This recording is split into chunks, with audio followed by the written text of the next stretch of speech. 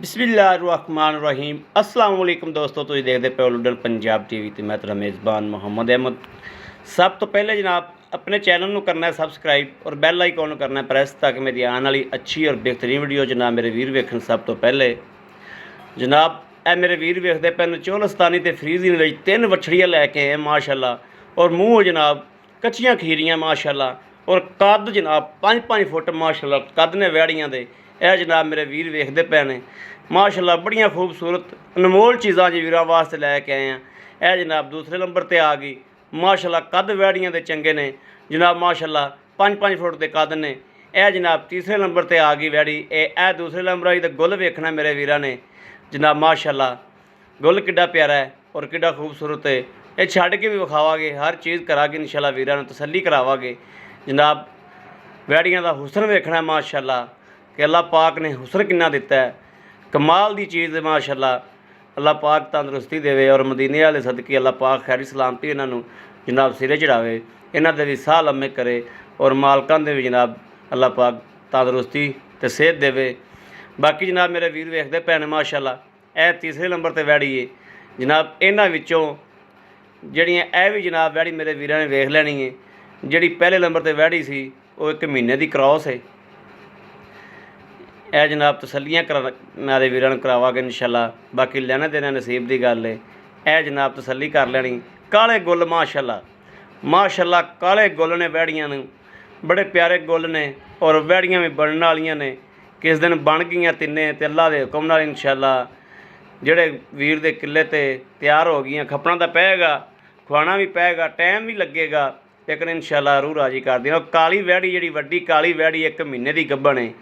जिहड़ी यह वैड़ी है चिट्टी, ये जनाब एक दफ़ा बोली है मालका ने नहीं कराई। यह काली वैड़ी जी 1 महीने की जनाब गब्बन है। 1 महीने की जनाब आ काली वैड़ी जी गब्बन है।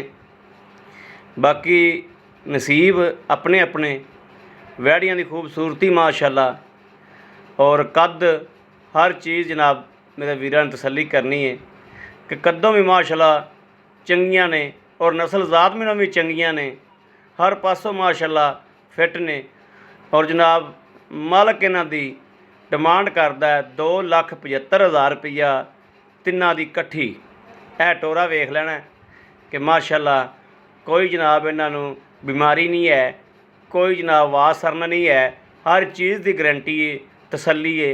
यह जी वैड़ी 1 माह की गब्बन है, 1 माह की जनाब आ वैड़ी गब्बन है। बाकी रह जाए अगले दिन नसीब, लेकिन इस चीज़ की गारंटी है कि ये गब्बन 1 माह की गब्बन कराई जरूर है, इस गल की गारंटी है।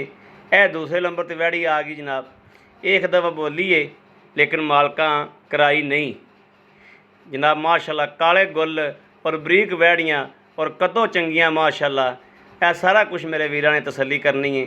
बाकी नसीबां की गल है, गल मुकदी नसीबां ते इंशाअल्लाह।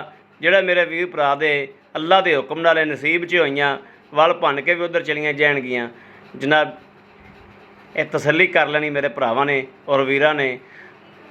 2,75,000 रुपया इन्हां दी डिमांड है।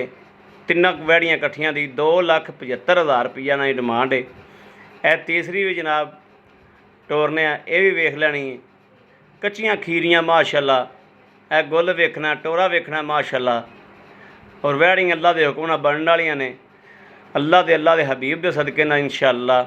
वैड़ियां किस दिन तैयार होवणगियां ते जिहड़ा मेरा कोई भरा इन्हां नूं इंशाअल्लाह खुआवेगा, इन्हां दा ख्याल करेगा, खिदमत करेगा, अल्लाह के हुक्म नाल इंशाअल्लाह उन्हां नूं रजा देगी, अल्लाह के हुक्म नाल इंशाअल्लाह। बाकी जनाब मेरे वीरां दे सामने ने कैमरे की नज़र है, एक एक चीज़ की तसल्ली कराई जाने। 2,75,000 रुपया मालक डिमांड करता है। राबता नंबर 0307 00 15 881 0307 00 15 881। इस नंबर पर जनाब राबता कर लेना है।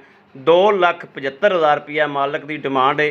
3 वैड़ियां की कट्ठी, 3 वैड़ियां की कट्ठी जनाब मालक डिमांड करता पे 2,75,000 रुपया।